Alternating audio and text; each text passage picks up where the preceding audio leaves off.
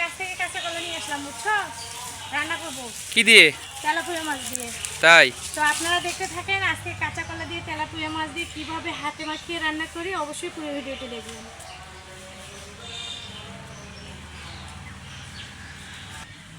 আর এইটা হচ্ছে তেলাপুয়া মাছ দুইটা, আর এখানে হচ্ছে যে কাঁচা কলা গাছ থেকে নিয়ে আসলাম, অল্প করে নিয়ে আসলাম, বেশি করে নিয়ে আসলে শুকায় যাবে, তার জন্য এই 5টা করে নিয়ে আসলাম। তো এখন মাছগুলো আগে কেটে নেব।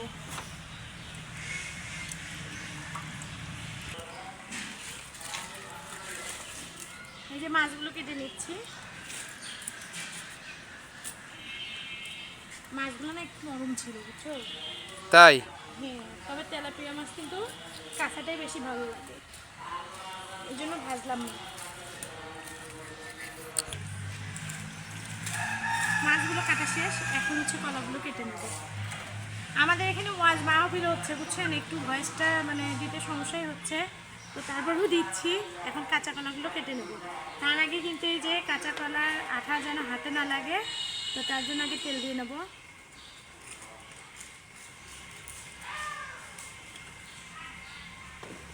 আর এই তো হাতে তেল মেখে নিলাম, এখন কলাগুলো কাটবো।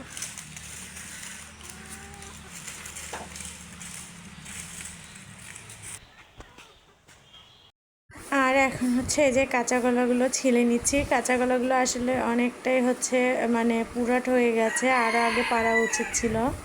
তো এদিকে আমি এই যে চিকন চিকন করে ফালি করে নিচ্ছি।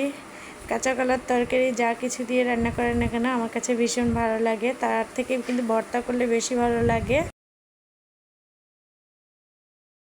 সব কিছু রেডি করা শেষ। এই যে কলা কেটে নিয়েছি, একটু হলদি দিয়ে মাখিয়ে নিয়েছি, কষ্টটা বের হয়ে যাবে। আর এই তো এখন হচ্ছে কিভাবে রান্না করব সেটাই একটু দেখাচ্ছি। হালকা করে কিন্তু একটু মরিচ পেঁয়াজ দিয়ে দিলাম কাঁচা, তার সাথে দিয়ে দেবো হচ্ছে জিরে বাটা আর হচ্ছে পেঁয়াজ বাটা একটু। এই যে এখন দিয়ে দিলাম এই যে সয়াবিন তেল, এরপর দিয়ে দেবো হচ্ছে হলুদের গুঁড়া,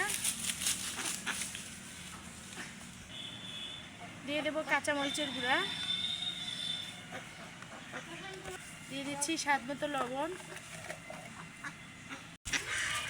এখন দিয়ে দেবো কাঁচা কলাগুলো, এই যে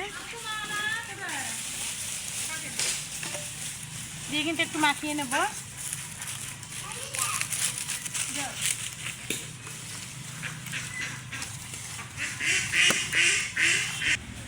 এখন দিয়ে দেবো মাছগুলো।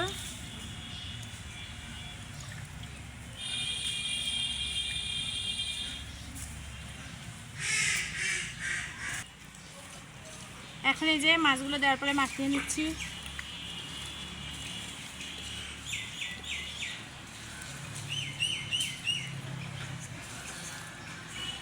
মাছগুলো একটু উপরে দিয়ে দেব, মাখা মাখা করে রান্না করব, বেশি ঝোল রাখবো না। এভাবে রান্না করে খেয়ে দেখিন, খুবই মজা লাগে। এখন হচ্ছে হাতটা ধুয়ে ঝোল দিয়ে দেব। আমি কিন্তু এখন একটু অল্প করে আগে দেবো, তারপর হচ্ছে মানে একটু হালকা করে কষিয়ে নেওয়ার পরে ঝোল দিয়ে দেবো। এই ঝোলে এখন হচ্ছে ঢেকে দেবো।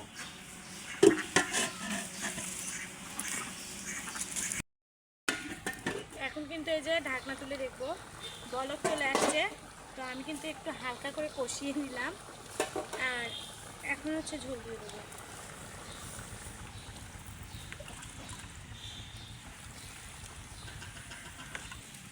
ঝোল দেওয়া শেষ, তো আবার একটু ঢেকে দিলাম। এখন হচ্ছে জিরার গুঁড়ো দেব।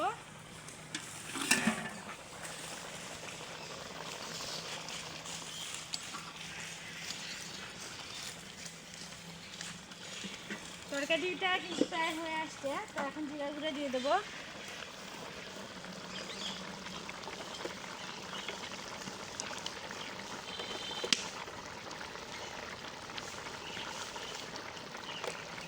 জিরার গুঁড়ো দিয়ে দিলাম, আর একটু নাড়াচাড়া করে নেব।